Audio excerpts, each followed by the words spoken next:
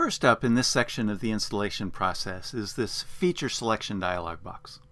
I'll go ahead and maximize the window so you can see as many features as possible in the current screen resolution. So here's where you can select which features you want to install. Database features for this instance of SQL Server, and shared tools such as reporting services and a lot of other stuff. For this instance, I'm going to install a variety of features that a typical, heavily and comprehensively used instance of SQL Server is likely to need. So from here on, the pages that I'm going to get depend on the options that I select on this page. And when you select each feature in the list, the feature description, here if I select that, these dialog boxes are updated with information about each of the features, the currently selected feature that I just opted to install. Okay, so I get a feature description, configuration, and operation of each instance feature of a SQL Server is isolated. That's not what I want. That's what I want. Includes the database engine, the core service for storing, processing, and securing data. Database engine provides controlled access and rapid transaction processing, and also provides rich support for sustaining high availability. Database engine also provides support for the utility control point in the SQL Server utility. Only database engine services and analysis services can be clustered. So as you can kind of tell, that's sort of a mix of marketing speak along with some technical information about what is installed. And then it also talks about prerequisites, and it looks to see what's already installed and lists any that aren't installed, and the disk space requirements for the particular feature. So this information on the right side of the dialog box changes as I select different features. And as you can see, I can also change the location of where I want to install the applications, the program files for this instance of SQL Server. I pretty rarely find a need to change those locations because those are standard Windows locations, but you can if you need to. In particular, you can put them on a different volume if you want for performance reasons, but most of the time the default locations work just fine. Okay, so in this case, I'm going to install the core database engine. I'm going to install the full text and semantic extractions for search. This lets me go far beyond just substring searches to find data, text data within the database. And then I'm also going to install the data quality client. That's an advanced feature that, obviously not a lot of information there, that essentially lets you define rules for preserving the quality of the data that's inserted into the database. I want a full range of connectivity for clients, for different applications and so forth. I want to install integration services because in this particular scenario I want to be able to move data around into the server and out of the server.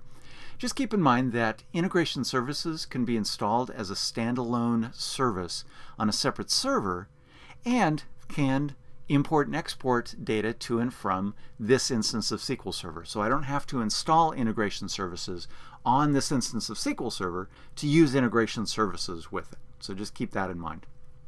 Okay, I want backward compatibility scenarios that I have some older applications that I need to continue to support. Client tools SDK, maybe I'm going to define some or create some of my own tools. And then documentation components. Typically I'm not going to put these on a server because it's just cluttering up the server, but I will put them on a development machine. So the scenario here is this is a development machine that I'm installing. Okay, so that's everything that I'm going to install for this instance of SQL Server. I'm going to come back, reduce that size a little bit there. Okay, and now it's time to move on. So it's going out, analyzing things, making sure that I have enough disk space and so forth. Notice that there was another check of rules that kind of flashed by there. At least I think I saw it there. So I'll hit the back button. Yep, so there are some additional rules based on my selections. And as usual, I can show the details and view a detailed report. So that was the, I believe that was the update file that I downloaded as part of the installation. Okay, so I'll go to Next, and now I come to the instance configuration page. So this is where you configure the instance that you're installing. So I can opt to install a default instance, and that's the default here. This is a pristine installation of Windows 10, as I keep saying. It has no existing instances. If there were any existing instances, they would be listed here. So I can refresh myself on what's installed, if there's a default instance installed, what the named instances that are installed are, and so forth. But in this case, I don't have any on this machine, so I can install either a default instance or a named instance. So in this case, I'm going to install a default instance, and it gives me the option of changing the instance ID. So the default is MS SQL Server. I generally don't change that, but you certainly could to better identify what this instance is all about. Or I can install a named instance and give it a particular name. All right, so I'm going to stick with the default instance, and I'll click on Next to continue on. Okay, so now up is the server configuration. And this is the first of the pages where I have multiple tabs. So I want to make sure that you see that, because on some of the pages of this wizard, or this dialog box, there are multiple tabs, and it would be really easy to come to this page, see, okay, yeah, that all looks fine, sure, yeah, that's all great, and click on the next button, not noticing that there are additional tabs that could be important settings that you need to change for your installation. So be sure you pay attention to those tabs and don't just jump right to the next button. So that could be a problem. You can always go back in and either rerun the installation to add and change features for this instance, or there are tools within SQL Server that you can use in order to change lots of the options as well. And the latter option, using those tools, is probably what you want to do most of the time. It's a little bit time consuming to step through all these steps in order to use this setup wizard in order to make those kinds of changes. Okay, so the service accounts here is where you begin configuring the server, and specifically the service accounts, because they're a critical component of keeping your data, server, and network secure. All of the core features of SQL Server run as Windows services, at least if I'm installing it on Windows. And those don't require a user to be logged in to an interactive Windows session. But all Windows programs, even services, have to use some form of Windows credentials. They have to be associated with some user or group or role or whatever. So this is the page where you specify the Windows service accounts for each of the services that you install. So you can and really should install different accounts for each service because they each have different security requirements. Although you can use the same account for all services.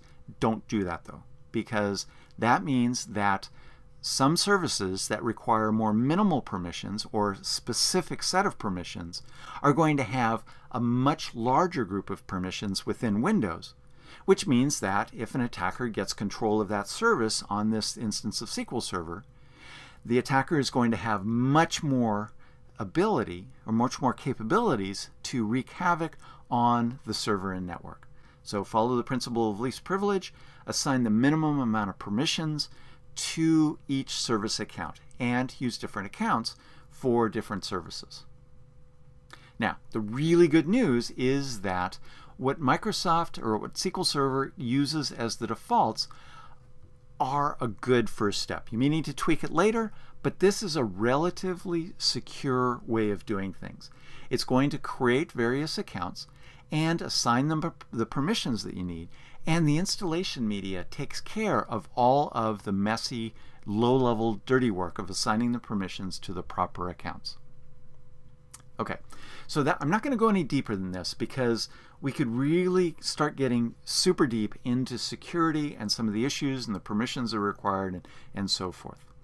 So my message here is that until you have a specific reason to change these options, accept the defaults. It's going to be a pretty good, pretty secure installation of the SQL Server.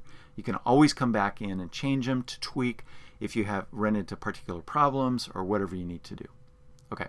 Another thing I want to point out is that the list of services here is going to depend on the list of features that you select back here in the feature selection part of the dialog box. So I don't have anything for analysis services or reporting services here listed because I didn't select to install those for this instance of SQL Server. Okay, and that's also going to affect, as I mentioned, the pages that I get as I continue. Okay, and again, I want to make it clear that the nice thing about using these default service accounts is that the installation program will take care of creating them in Windows and granting them the permissions that they need for that service. Okay, and in fact, this is one of the primary reasons why you need to run this SQL Server installation as an administrator on the machine, because it's mucking around with low-level security configurations on this server. Okay, now you can use accounts that you configure yourself, but then you'll have to assign passwords. And then you can also define the startup type because these are Windows services. So some are defined as manual, so before you use SQL Server Agent, you have to explicitly start it in Windows. The database engine is going to start automatically, integration services start automatically, and so forth. So you can change those here if you know that you need a different configuration. So if I know that I'm going to be using SQL Server Agent with this instance of SQL Server, I'll just go ahead and change it to automatic here. And you can also disable services, but for the most part, and you'll notice there's an exception right there, if you install a service, you're probably going to want it at least set to manually. SQL Server Browser has some potential security issues, but it is a useful feature of SQL Server, so it's initially installed so that the service is disabled. But you can change all those later, either using the SQL Server configuration tool or within the Windows Services tool within Windows itself.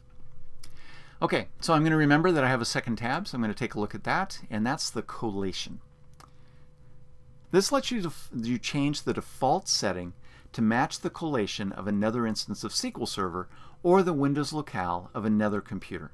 Okay, so SQL collations are necessary if you want to align your data with data stored on an older version of SQL Server, or if you're using different languages and so forth. So for US American English-based installations of SQL Server, SQL Latin 1 General CP1 CIAS is a fine default to use.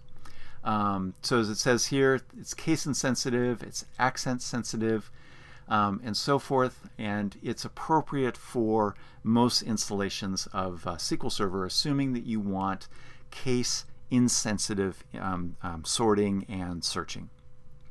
And there's a whole bunch of other collations that you can consider using. That's a part of globalization and not a topic I'm going to get into anymore here. But just understand that a collation comprises the rules that govern the use of characters for a language or an alphabet. And keep in mind that many languages share an alphabet, but have different rules for sorting and searching and so forth. So a collation is going to determine how text is sorted and compared. If you use a binary collation, that gives the best performance, but it's case sensitive. And many developers prefer case insensitive collation to give more flexibility in comparing text that may have been entered with varying case, because by default, searches are going to be case insensitive. And most scenarios that's going to be fine for, not all though. So unless you know exactly what you're doing, it's generally best to stick with the default collation. As I mentioned, one scenario where you might want to change this is if you're going to be importing databases that have different collations.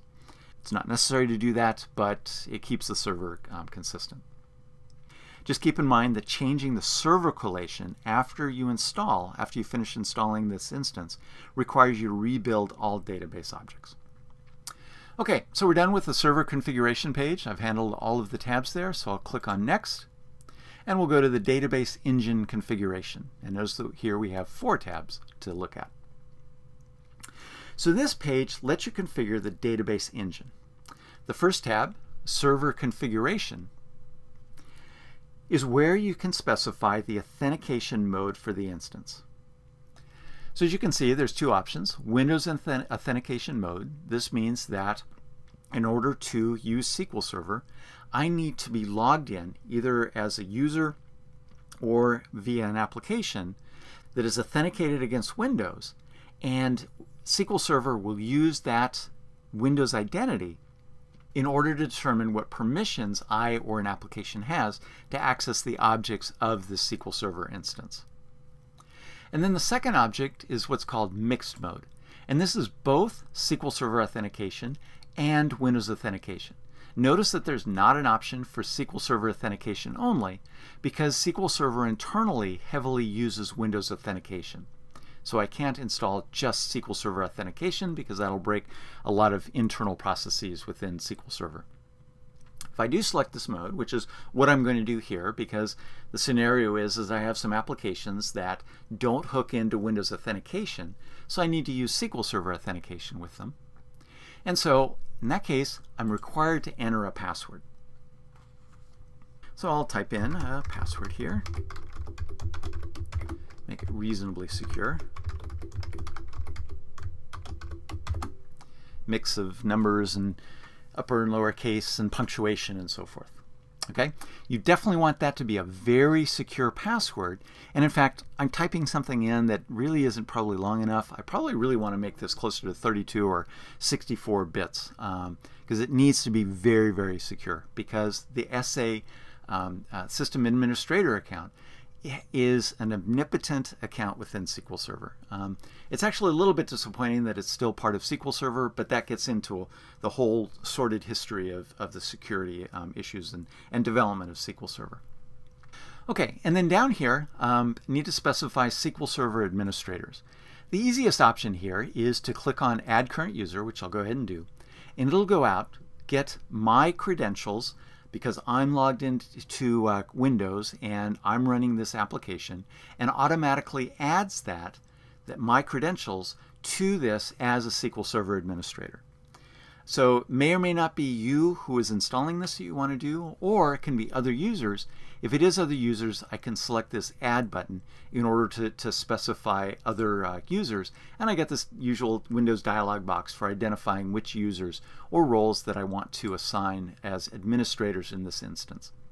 Just keep in mind that just because I might be an administrator on this server doesn't mean it's appropriate for me to be an administrator of the database.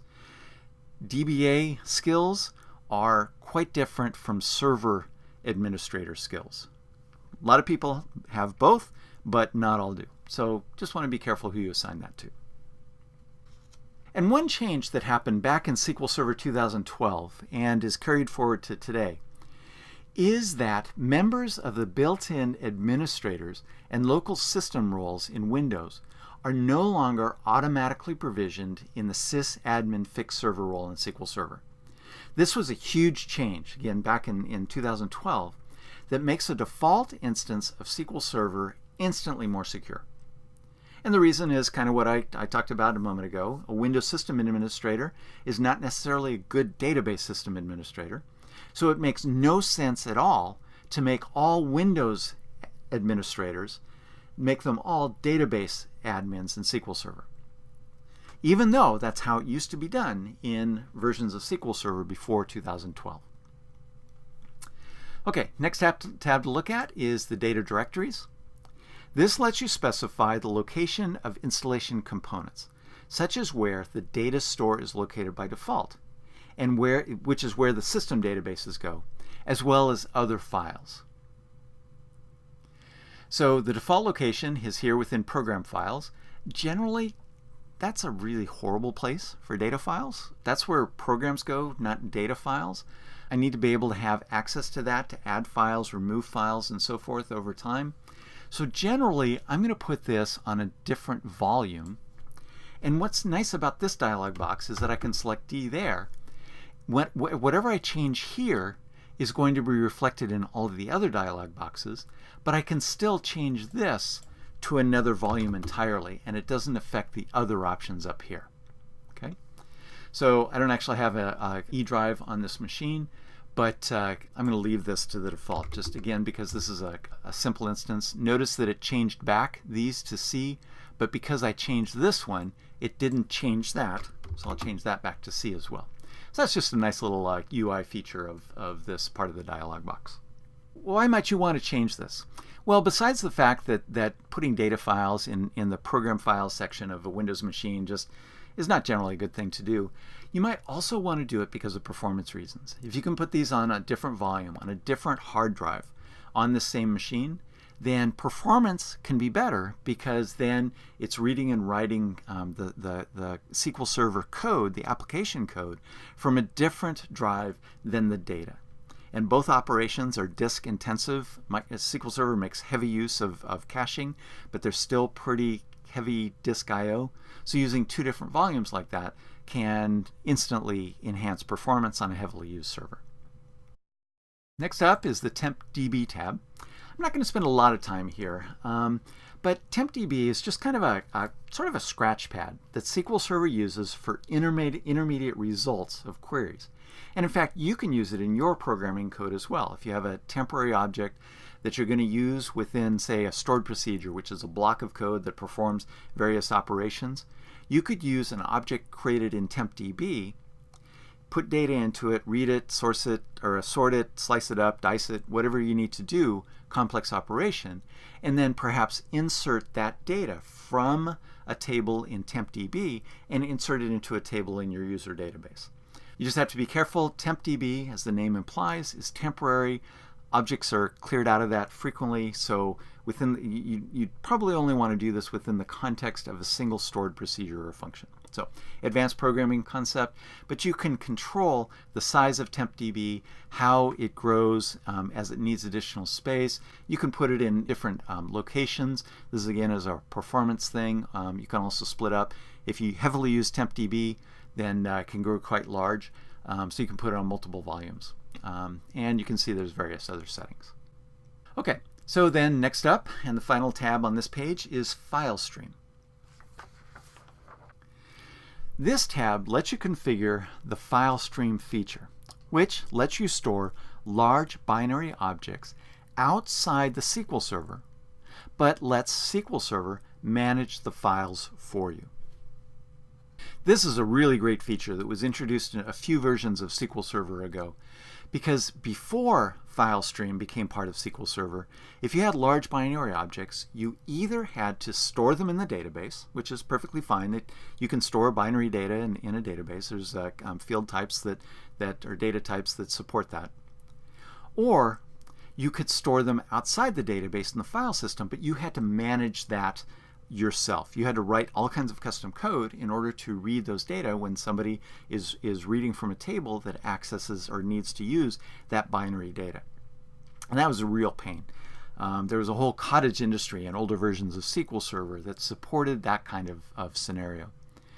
But FileStream brought it into SQL Server, and so I quite frequently will enable this.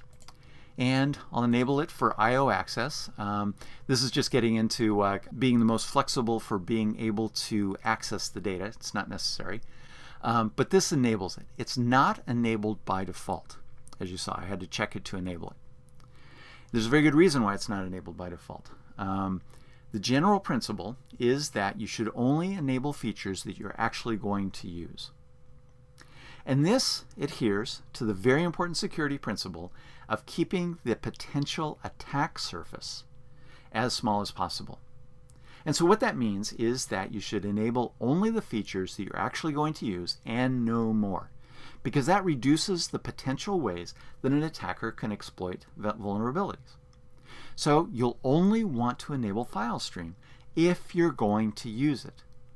And following on that, only enable the API access, which is what this really is, if you're going to use it.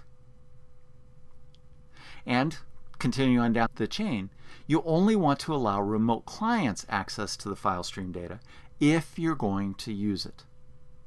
If you're not going to use it, and you enable any of these that you're not going to use, then if it turns out that there's a security vulnerability in FileStream that gives an attacker access to the network or the files outside of the FileStream directory and so forth, whatever it might be, then you've unnecessarily opened up a security vulnerability. Okay? So that's the sort of thing that Microsoft would fix very fast once it discovers it, but it has to discover it or be notified of it before they can fix it. So keep your attack surface small. And by the way, I have no idea why Microsoft insists on always writing FileStream in all uppercase. I've continued that in this course just because that's how Microsoft does it. It's not an acronym, so I have no idea why it's uppercase. Okay, so that's the last tab on this page. So I'll click on Next, and once again, it flashed past there. I'll go back just to take a look at that. Once again, looked at feature configuration rules, and I can show the details. And it did various checks based on various rules, based on the selections that I've now made to the different features that I want to install in SQL Server. So everything passed. If there was any problems, there would be a warning or an error there, and I could click on the link to get more information about the problem. But otherwise, as you saw, it actually went right past that because there weren't any problems and came to the ready to the install screen.